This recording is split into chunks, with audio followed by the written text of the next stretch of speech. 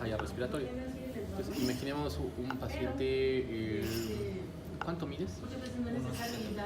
1,73. Un paciente como de 1,73 de estatura, que empezó hace 3 días con disnea.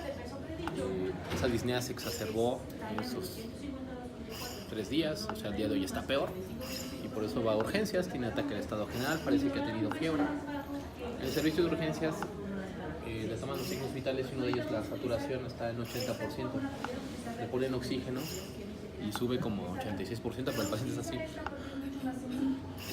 Entonces el médico de urgencias toma por falla respiratoria. Toman una radiografía y tiene ocupación alveolar de los dos lados. Es un paciente como de 28 años aproximadamente. Tiene ocupación alveolar de este lado, tiene ocupación alveolar del otro lado, insuficiencia respiratoria de menos de una semana, síntomas de infección, bueno, signos de infección. La probabilidad de que tenga SIRA es más o menos alta. Okay. Ese es el escenario en el que vamos a trabajar para programación inicial. En este caso vamos a estar en volumen, vamos a ver volumen y presión, damos algunos detalles. En este ventilador tenemos esta parte de los controles. Este es el set de volumen. ¿Está bien? La vez pasada llegaron con el PIP, pero bueno. 1,73, ¿verdad? Este ventilador tiene este candado. La primera regla es que la ventilación mecánica, aunque fuera en un sujeto que no tiene un pulmón enfermo, hace daño. Se activa, no sé si le pudieran medir mediadores inflamatorios a alguien que lo ventila mecánicamente 6 horas y salieran elevados, comparado con alguien que no está ventilado mecánicamente. En un pulmón enfermo esto se exacerba. Significa que al parecer un pulmón enfermo que está ventilado mecánicamente lo estamos matando. Pues hay que quitarle el ventilador rápido, ¿no? O el paciente tendría que tolerar su enfermedad más la ventilación mecánica. Entonces, si la programación no es adecuada, no es segura, lo vamos a lastimar aún más. ¿Está bien?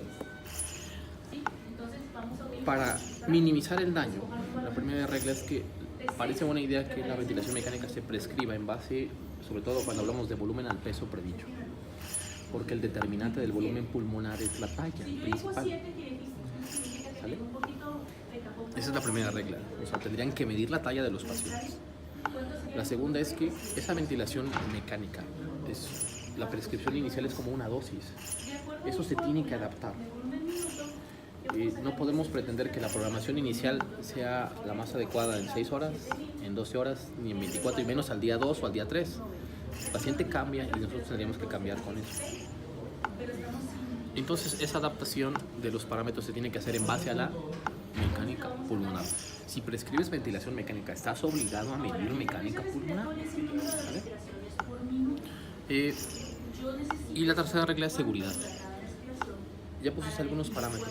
La seguridad, todos los pacientes ventilados mecánicamente están expuestos a eventos adversos y eventos relacionados con la ventilación mecánica, que en algunos pueden ser tan graves que le puede costar la vida a un paciente. ¿Qué nos advierte eso? Las alarmas. Las alarmas deben estar bien programadas. ¿Está bien? Este paciente que mide 1,73. Bueno, no tiene 1,73. Te dejamos en 1,72. Tiene un peso predicho de 68 kilogramos. ¿Está bien? Ok. Lo primero que probamos en ventilación por volumen es el volumen. ¿Cuánto le pondríamos de volumen a ese paciente? 400, sí. ¿Cuánto por kilo escogerías? 6, 8. ¿Tú 6? ¿Tú 8? Yo 6. 6. 6. Está difícil. ¿Cómo empiezas ahí? ¿Entre 6 o 8? Como la probabilidad de que tuviera SIRA. Podemos poner SIRA, ajá, que sí. Pues sería una Sería tasa 8. menor, entonces sería 6 Perfecto. Es así, andan muy bayesianos, ¿no? La parte está ok. La probabilidad de SIRA es alta porque el tiempo de evolución es poco, menos de una semana, ¿no? Tiene ocupación alveolar bilateral, ¿no? Si escojo 8 de volumen corriente, la posibilidad de equivocarme es un poco más alta. Entonces, escojamos una probabilidad más baja de equivocarnos, que es 6. Si el pulmón no estuviera tan enfermo, probablemente podría empezar en 8 con menos posibilidad de equivocarme. Sí, vamos a operar en ese sentido. ¿Sí? ¿Cuánto es 6 por kilo? 6 por los 68, 412. Me ayudan con las cuentas, ¿no? Gracias. Es que me cuesta ahí. Eso es el volumen de vida. Lo siguiente que tenemos que programar es esto.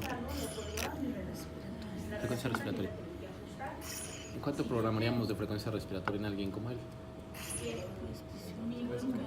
12, 12, 14, 16, 18, ¿no? Te toca. ¿Cómo escoges? Pues según lo que nos comentaron, si la causa de que la falla respiratoria hubiera sido insuficiencia respiratoria, programaríamos menos en 16. Si no fue secundario, es entre 12 a 14 estaría bien. Sí. Y el problema es este. Entonces, El volumen minuto cada. hay que pensar en el volumen minuto. El volumen minuto que necesita cada paciente, o sea, la cantidad de aire que le ingresamos en un minuto. Por ejemplo, si lo ventiláramos con 500, para alcanzar un volumen minuto normal, que es entre 6 y 8 litros, o sea, escogeremos, no sé, 7,000 mililitros. 7,000 entre 500, ¿cuántos? 14, ¿no? Entonces la frecuencia sería 14, más o menos. ¿Sí? Entonces piensen en el volumen minuto. Un ejemplo muy abrupto es un paciente que tiene bicarbonato de 5, o sea, que tiene acidosis metabólica. ¿Le pondríamos ese mismo volumen minuto? No, hay que llevar la compensación. Probablemente necesiten ajuste para la compensación respiratoria y bajarle un poquito el CO2. Entonces siempre funciona el volumen minuto. Entonces también tendríamos que tomar una gasometría para determinarlo. Fíjense que esa es otra situación. Si pensamos en el volumen minuto, probablemente nos ahorremos una gasometría o varias. Vamos a esto, vean. ¿Cuál es el? Piensen en una frecuencia para alcanzar 7 litros. 7,000 entre 410, ¿cuánto es?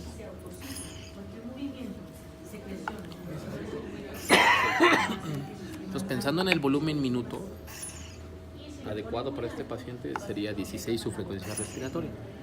Y si hubiéramos escogido 12, tomaríamos la primera gasometría, saldría con acidosis mixta probablemente, y tendríamos que ajustar y después otra gasometría.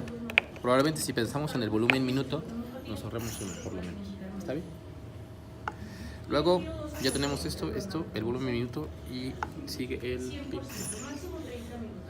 Y otra vez, ya que andan muy vallesianos, paciente joven, datos de infección, ocupación alveolar bilateral, menos de una semana de evolución. ¿Qué PIB le pondría? O sea, con oxígeno suplementario solamente llega a 86, tiene posibilidad elevada de requerir aproximadamente 8 a 10 de PIB. Puede ser. Inicialmente lo dejaremos en 5, ¿no? Y dependiendo de la titulación del pic y de la saturación, entonces ya buscaremos aquí. Yo creo que sí, está bien empezar bajo. Acuérdense, no lo vas a dejar así. 5, sería una buena idea empezar en 5, en un pulmón no tan enfermo. En un pulmón Aparte muy es enfermo, joven. puedes empezar en 8. ¿Cuál es la posibilidad de equivocarte con 5 que con 8? Probablemente sea más alta con 5, ¿no? Y 8, la posibilidad de dañarlo no es tan alta, ¿no? Piensen en eso. ¿Qué tan enfermo está el pulmón al que van a ventilar mecánicamente? ¿Está bien? Pero bueno, es solo un consejo. Y recuerden, la regla general es que no lo van a dejar así, es lo más fuerte. ¿Está bien? Bueno, después programan esto. Ahí dice TI, o sea, es el tiempo inspiratorio. ¿Cuánto quieren que dure la inspiración? Y eso probablemente van a encontrar ventiladores en los que programan flujo, o sea, los litros por minuto que quieren que entre el aire. Hay ventiladores que los dejan programar la relación IE directamente, y estos que programan el tiempo inspiratorio. Ahí tiene 1-1. ¿Está bien? Pues con esa frecuencia alcanza 1 a 2, 4. Ajá, exacto. Relación inspiración. Si son así, o sea, le hacen los cálculos, decir cuántos ciclos van a tener en un minuto, y la resultante puede ser el tiempo expiratorio. Yo la verdad es que voy acá. Y vean cuál es la resultante en la relación IE. Aquí está 1 a 2, 4, porque el tiempo inspiratorio es de 1, 10. El tiempo expiratorio es lo que decía el 2.6. Está 1 a 2.4. ¿Cómo lo quieren dejar? Yo ahí lo dejo. 1 1 a 2, 1 a 3 está bien, está en 1 a 2, 4, te quedas ahí, ¿no? ¿Cómo lo calculaste con ese tiempo expiratorio? A ver, que yo uso en automático que con 20 respiratorias te da 1 a 2. Exacto. Ya de mi evolución. Oye, es muy buena idea, esa lo voy a anotar. Pero bueno, está bien. Y ya tenemos esto, luego vamos acá, ¿no? Empezaríamos en... Vamos a imaginar que lo pongo en 100, no lo voy a dejar en 100 porque va a estar zona y zona, ¿sí? Porque no tengo tanque. 100. ¿Y cuánto tiempo lo vas a dejar en 100%? Lo de Unas horas. posible. Es con 100 y ahora sí, con el PIB que tiene y los periodos de 100 hay que ver a cuánto le llevamos. Para hacer monitorización de la saturación y irlo cambiando o irrolando a la baja. O sea, el menor tiempo posible que esté así. ¿Cuánto? No, permite que se estabilice, ¿no? Realmente no sé que haya como un tiempo predeterminado. Y cuando queremos contestar esa pregunta de cuánto tiempo tengo, en 1970 hay un artículo en New England, búsquenlos, son medio morbosos. En esos años se podían hacer estudios experimentales con sujetos sanos. Entonces, pusieron a sujetos sanos, los expusieron a altas concentraciones de oxígeno. Con su mascarilla los sentaron a bici y confiados al 100. Y ahí estaba.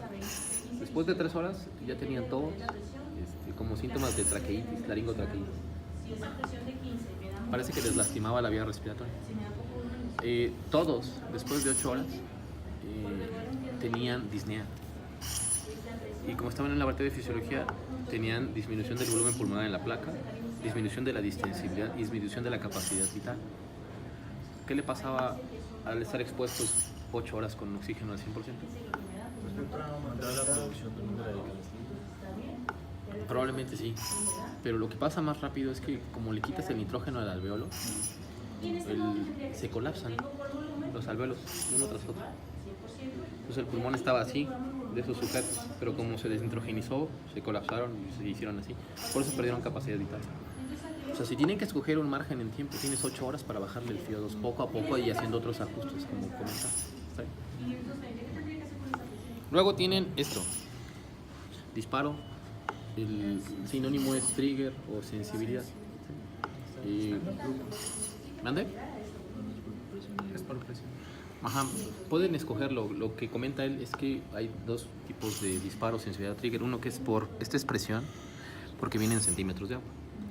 Pero si le picas acá, lo cambias a flujo, que viene litros por minuto. ¿Y cuál es mejor? Ninguno. Bueno, los dos también, o mal. Y si el pulmón no estuviera tan enfermo, probablemente no tendrían que dejar al paciente ventilado mucho tiempo, entonces permitirían que despertara rápido. Es decir, que empezaría a respirar y a asistirse. Entonces, en algunos minutos, tal vez un par de horas, el paciente empezaría a respirar ahí. Y si lo tenemos así, la pregunta es, ¿qué es más fácil, cargar 2 ladrillos o cargar 7? Entonces, cargar 2. Entonces, el paciente tendría que mover 7 litros para que el ventilador finalmente le empujara. O sea, hacer un esfuerzo tal que desplazara 7 litros. Entonces es más fácil hacer un esfuerzo de 2, ¿no? Que es donde se debe quedar. Pero también si lo dejan menos de 1, cualquier movimiento al circuito va a disparar el ventilador. Entonces eso tampoco es bueno. 2 está bien. ¿Sí? Luego viene, vamos a ver primero este. Esos son los patrones de onda de flujo. Este, por ejemplo, se llama desacelerado. Es decir, que el flujo inspiratorio entra a una velocidad y después desacelera.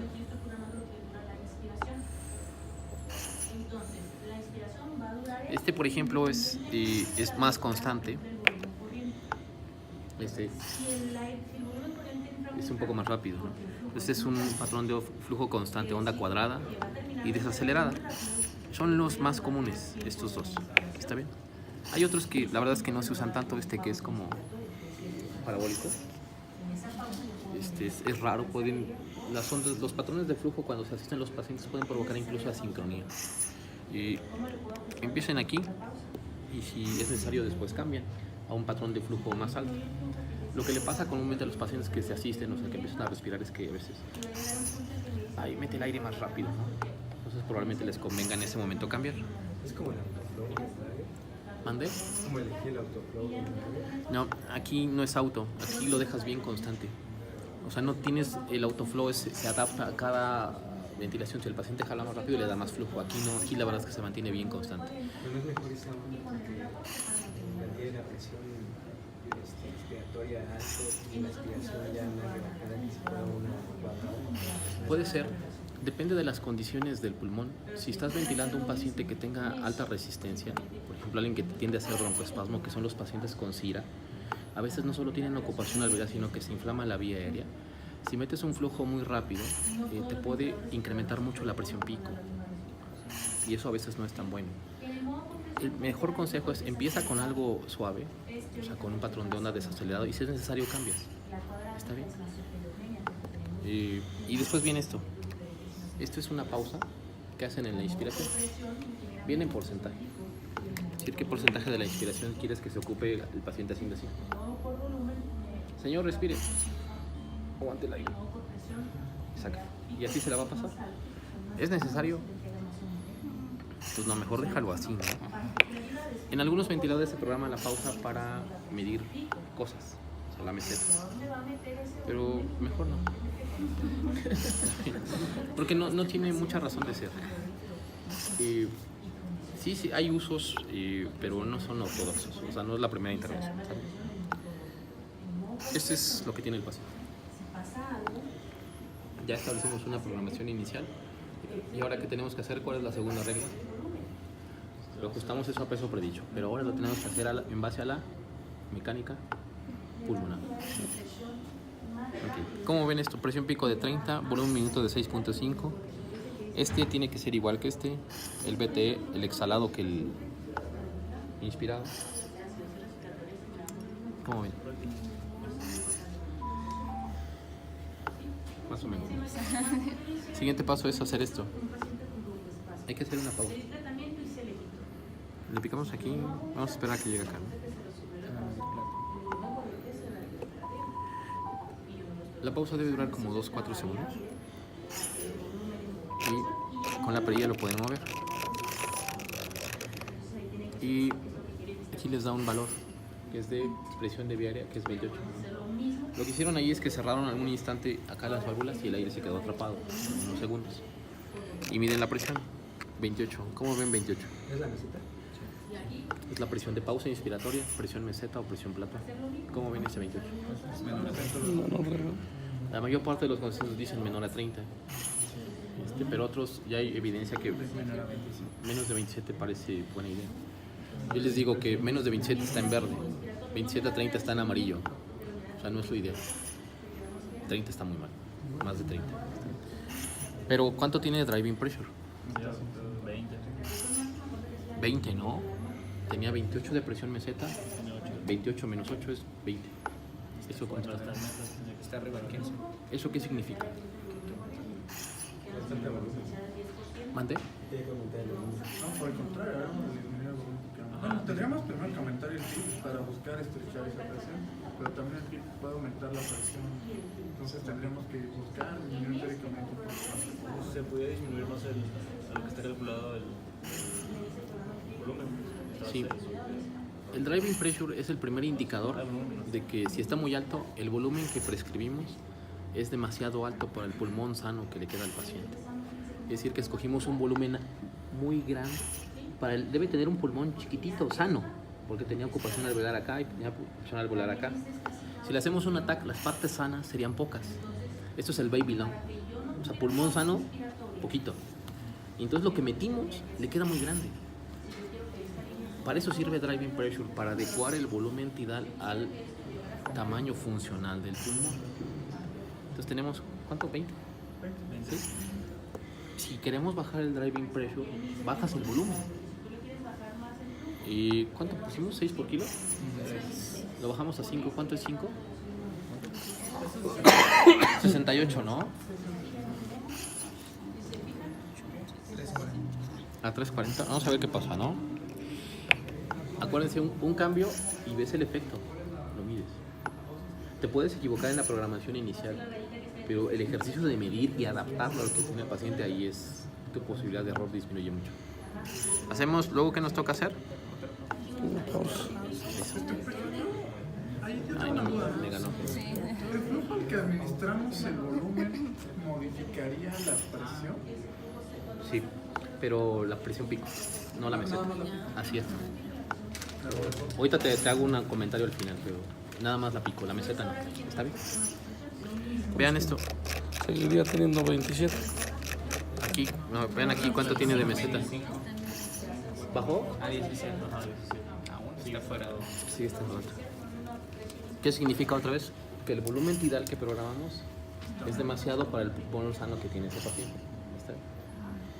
¿Qué hacemos? 4.5. Empezamos a 5, vamos a 4, ¿no? ¿Cuánto es? 270. ¿Cuánto? 270. ¿Y qué hacemos ahorita? Inspira. La tos inspiratoria. Medimos presión meseta. ¿Está bien? Ok. ¿Cuánto tiene? 23, ¿no? 23 menos 8. 15. 15, estamos en 15. Obviamente el paciente está hipoventilado, tiene un volumen minuto muy bajo. Tendríamos que ajustar la frecuencia, ¿no? Pensando en volumen minuto. ¿Está bien? Escoger algo parecido a lo que teníamos antes. ¿18? Pues es que para... Los tenía, ¿no? Pero 22. Ah, 22. Inicialmente teníamos un volumen minuto de 7000, ¿no? Que consideramos eso es lo que queremos mantener, ¿no? Entonces, para disminuir mucho el volumen, tendremos que tener 25 de frecuencia para poder compensar eso. Ese es el ejercicio. Sí, así lo que hizo él, ¿no? Hay que riesgo existe de que independientemente del que tenga programado, el hecho de que aumente la frecuencia genera un pico. A mucho. Pero hay que medir. Ahorita vemos eso. Bueno. Y lo más probable es que el paciente, al tener tantas zonas colapsadas, esto no sea suficiente. Alguien por ahí comentó que probablemente tengamos que subir el pie. Y yo creo que es lo más probable. Pero eso lo van a tener que decidir en base a cómo están los gases, cómo están las presiones. Y probablemente ahorita ya nos permitiría subir PIP, ¿no? Que el paciente persistiera con desaturación a pesar de FiO2 al 100. Obviamente 8 no le alcanza, tendríamos que empezar a subir, ver el efecto.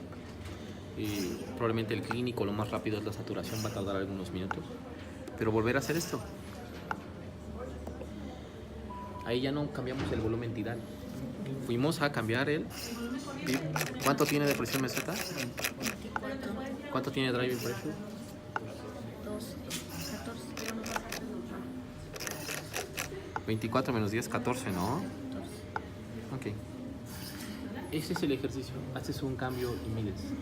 Y por ejemplo, ahí aumentamos el PIB, ya tenemos una driving pressure bastante decente. Si logramos bajar un poquito más la driving pressure, nos permitiría aumentar un poco el volumen para disminuir este problema. ¿Qué va a pasar con el PIB? Cuando subimos el PIB es muy probable, no seguro, que puedan reclutar un poco. Cuando reclutan un poco significa que pueden abrir algunos alveolos y probablemente el pulmón, su capacidad de distensión aumente y pueda tolerar más volumen. Y eso los puede ayudar con el CO2 porque aquí se va a volver un gran problema. Pero el juego es que vuelvas a medir. ¿Está bien? Acuérdense que también driving pressure está bien menos de 15, pero ideal tal vez sea 13. 13, 15 es amarillo, ¿no? Más de 15. Bueno, menos de 13, ¿no? Pero ahí cambia ahí. También la sensibilidad. Esta es otra cosa. ¿Ya? No. Distensibilidades. Tenemos la presión meseta. Menos la PIP, ¿cuánto es? 14. Tenemos 270 de volumen corriente. ¿De distensibilidad les dio? Vamos a ver si es cierto. Distensibilidad es estática. Está bien. 18. Viene en C-stat. Viene como C-stat. Ahí está, sí, 18. ¿Sí? Por eso está muy mal. Por eso el driving pressure está bien. ¿Es preferible cuando lo mide el ventilador tomar ese dato? Estos ventiladores tienen softwares ya muy avanzados. El margen, la concordancia con las maniobras medidas es muy alta. O sea que la variabilidad es muy poca. Confiable, sí. Pero lo ideal es que aprendamos a... ¿Cuánto nos faltaba? ¿O ya acabamos? ¿Está bien? Entonces el mensaje es, eso predicho, haces una prescripción inicial pero la ajustas a la mecánica pulmonar. ¿Está bien?